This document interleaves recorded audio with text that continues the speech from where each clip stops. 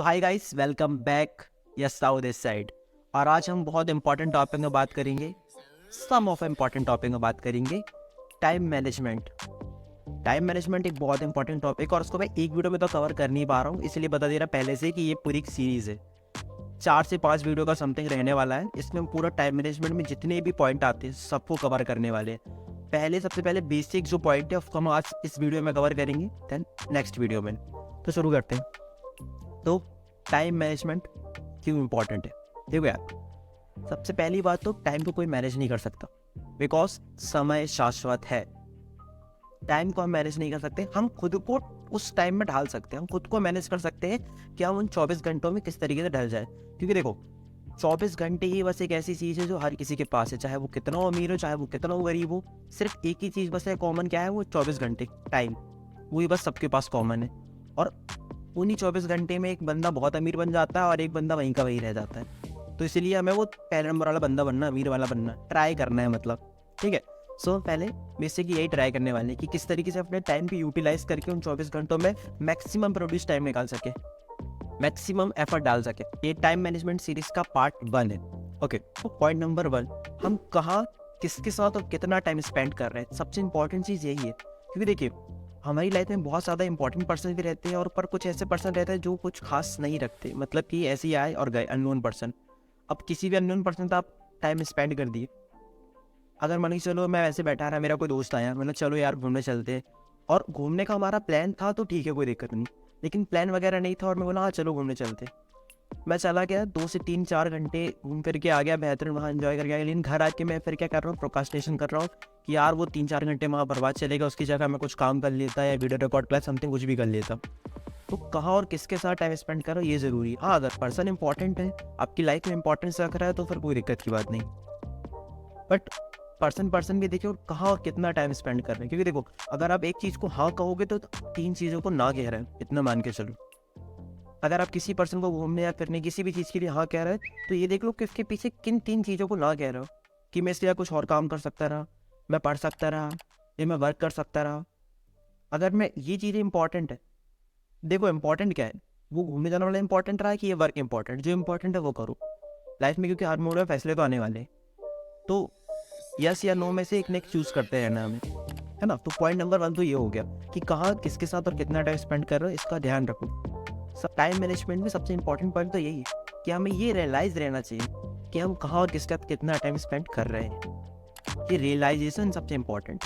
Point number 2, schedule को tight मत बनाओ। मतलब कि अपने डेली के शेड्यूल को इतना टाइट मत बनाओ कि तुम उसमें ढंग से जी नहीं पा रहे हो, तुम खुद ही के लिए टाइम नहीं दे पा रहे। क्योंकि देखो 24 घंटे रहते, मान के चलो उसमें से 6 घंटे तो तुम सोने के निकाल दो, उसमें से मिनिमम कम से कम 2 घंटे तो खुद के लिए निकालो, सेल्फ के लिए, वो इंपॉर्टेंट है। फिर बाकी टाइम पे आप जो कर रहे हैं वो कर रहे हो, बट शेड्यूल को इतना टाइट मत करो कि उसमें सांस लेने तक की जगह ना हो। हमारे डेली शेड्यूल को हमें इतना टाइट नहीं बनाना कि जिंदगी हमें कैद खाने की तरह लगने लगे। तो बिकॉज हम लोग आज़ाद पंछी है ना, उड़ना है आसमान में, पिंजड़े में थोड़ी बंद रहना है। शेड्यूल को हमें इतना टाइट नहीं बनाना है कि हमें कैदी की तरह फील हो। एन्जॉयमेंट में सारे काम हो जाए आराम से, ऐसा शेड्यूल डिज़ाइन करना है। ठीक है, आने वाली वीडियो हम देखेंगे हम किस तरीके से शेड्यूल को डिज़ाइन कर सकते हैं, वो मैं आपको सिखा दूंगा। सो पॉइंट नंबर 2 हो गया कि हमें शेड्यूल को ज़्यादा टाइट नहीं बनाना है। पॉइंट नंबर 3, हर एक काम में 100% दे दो। मतलब कि एक टाइम पे हमें 10 काम नहीं करने, हमें मल्टीटास्कर नहीं बनना है। क्योंकि उसका बनने के ज़्यादा फायदे नहीं होते, दिक्कत ही पहले कभी के होते रहे होंगे, बट अब तो नहीं हो रहा है। क्योंकि उससे क्या, हमारा फोकस डाइवर्ट होता है, और फोकस डाइवर्ट होगा तो ना हम एक काम कर पाएंगे ना दूसरा काम कर पाएंगे। इसलिए पहले एक काम में पूरा फोकस कर लो, जब वो कंप्लीट हो जाए तब सेकेंड काम पे शिफ्ट कर देंगे, है ना। सो पॉइंट नंबर 3 है कि हमें अपना फोकस सिर्फ एक टाइम पे एक काम में रखना है, एक टाइम पे 1 टाइम 1 वर्क। देन उसके बाद जब हम मूव ऑन करेंगे उसमें से, तब हमें अगला वर्क अपने करना है।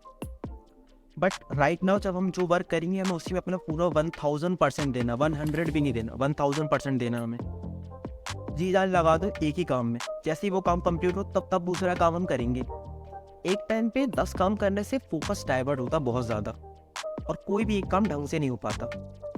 मतलब कई लोग ऐसे रहते हैं, कई लोग क्या, मैं ही रहता रहा पहले, सब काम करके छोड़ चुका हूँ। क्योंकि तो क्या रहता है कि टीवी चल रही है, हम टीवी में कोई वेब सीरीज चल रही है, हाथ में फ़ोन चल रहा है, कान में ईयरफोन में किसी से बात कर रहे हैं हम, साथ में कोई एक दो काम और चल रहे हैं, कुछ खा पी रहे हैं, तो ना टीवी देख पाए ढंग से, ना किसी में उस बंदे से फ़ोन में बात कर पा रहे ढंग से या बंदी से, है ना, और ना कहना चाहिए खाना खा पा रहे हैं, ना कुछ हो पा रहा है। एक टाइम पे भी 10 काम कर रहे हैं, लेकिन अगर एक टाइम पे सिर्फ एक काम कर रहे हैं, किसी से कॉल में बात करें तो कॉल में बात करें अच्छे से, है ना, पढ़ाई कर रहे हैं तो पढ़ाई कर रहे हैं। ज़्यादातर लोग क्या करते हैं कि फोकस के लिए गाने सुनते हैं, अच्छा है, बट उससे फोकस नहीं मिल पा रहा। बिकॉज आपको फोकस क्यों करना है, आपको शांत रहना है। अब गाने सुनोगे तो शांत कैसे रहोगे, ये बताओ। एक टाइम पे एक ही वर्क करना है। Point number 4, YOLO. YOLO YOLO means you only live once. मतलब कि क्या, जिंदगी ना मिलेगी दोबारा। देखिए उसमें ऋतिक रोशन कैसे प्लानिंग करता है कि 40 साल का जब मैं हो जाऊंगा तब मैं अपना रिटायर हो जाऊंगा, उसके बाद मैं दुनिया घूमना शुरू करूंगा, उसके बाद मैं बहुत सारी चीजें करूंगा।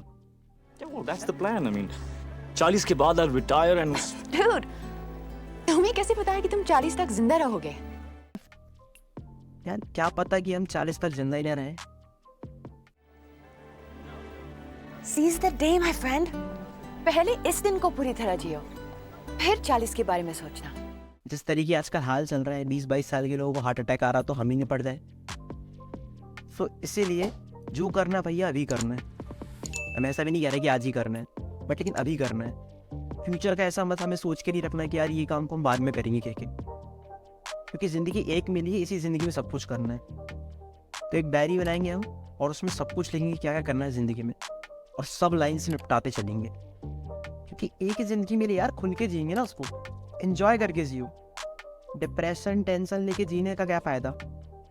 ऐसा तो है नहीं कि हम मर गए तो फिर से आ जाएंगे, कि भैया ये काम यहाँ तक छोड़ दिए थे, अब एक चक्कर में मर लेता हूँ, उसके बाद वापस आके फिर दूसरे काम को वहीं से आगे बढ़ाऊंगा। वो तो नहीं हो पाएगा।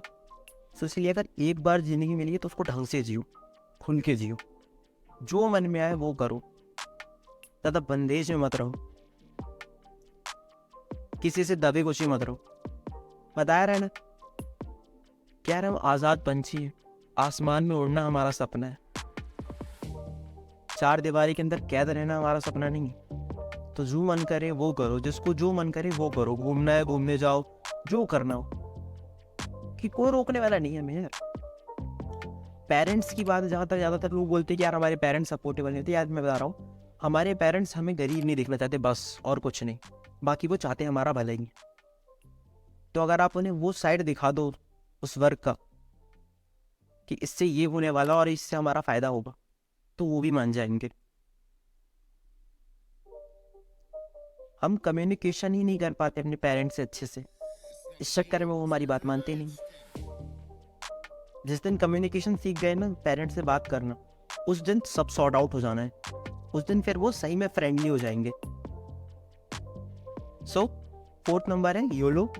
एक ही बार जिंदगी मिली है, इसको खुल के जियो। सो आज की वीडियो के 4 पॉइंट है। पॉइंट नंबर 1, कहाँ किसके साथ और कितना टाइम स्पेंड कर रहे हो। पॉइंट नंबर 2, शेड्यूल को यार टाइट नहीं बनाना है। पॉइंट नंबर 3, एक टाइम पे एक ही वर्क करना है। और पॉइंट नंबर 4, योलो। आने वाली वीडियोस में हम बहुत कुछ जानने वाले हैं। मिलते हैं अगली वीडियो में। Thanks for watching, see you, signing of.